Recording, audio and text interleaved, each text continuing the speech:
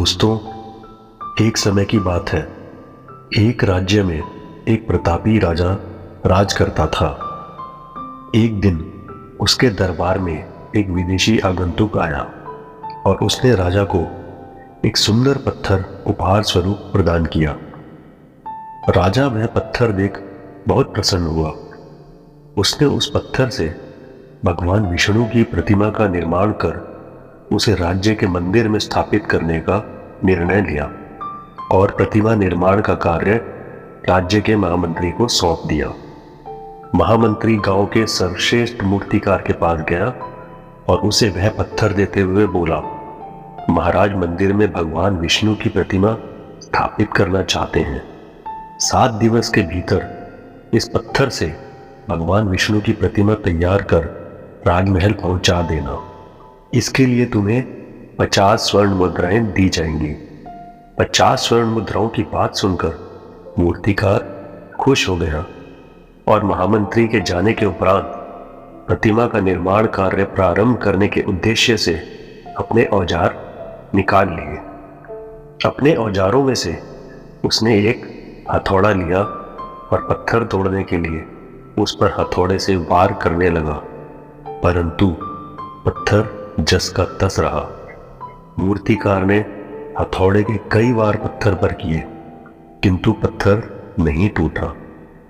50 बार प्रयास करने के उपरांत मूर्तिकार ने अंतिम बार प्रयास करने के उद्देश्य से हथौड़ा उठाया, किंतु यह सोचकर हथौड़े पर प्रहार करने के पूर्व ही उसने हाथ खींच लिया कि जब 50 बार वार करने से पत्थर नहीं टूटा तो अब भला क्या टूटेगा।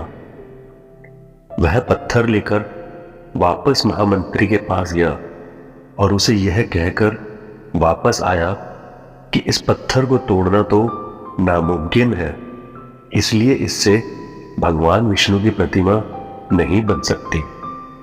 महामंत्री को राजा का आदेश हर स्थिति में पूर्ण करना था, इसलिए उसने भगवान विष्णु की प्रतिमा निर्मित करने का कार्य गांव के एक साधारण से मूर्तिकार को सौंप दिया।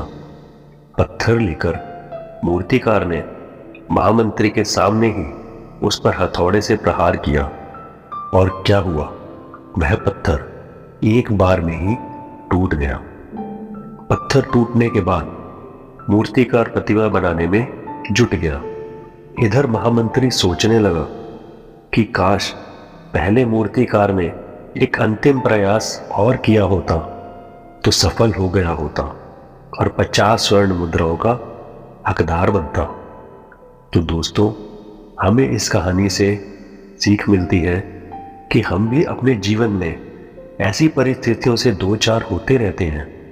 कई बार किसी कार्य को करने के पूर्व या किसी समस्या के सामने आने पर उसका निराकरण करने के पूर्व ही हमारा आत्मविश्वास डगमगा जाता है और हम प्रयास किए बिना ही हार मान लेते हैं।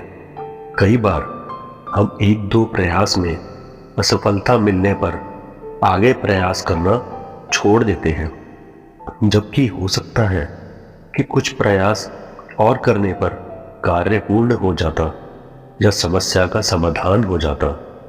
यदि जीवन में सफलता प्राप्त करनी है तो बार बार असफल होने पर भी तब तक प्रयास करना नहीं छोड़ना चाहिए जब तक सफलता नहीं मिल जाती।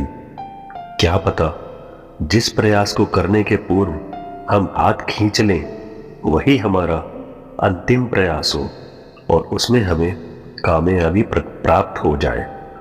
तो दोस्तों, अगर आपको हमारी आज की कहानी अच्छी लगी हो तो हमारे इस चैनल को कृपया करके ज़्यादा से ज़्यादा लाइक, सब्सक्राइब और शेयर कीजिएगा, ताकि भविष्य में ऐसी ही कहानियाँ लाने के लिए हमें आपसे प्रोत्साहन मिलता रहे। धन्यवाद।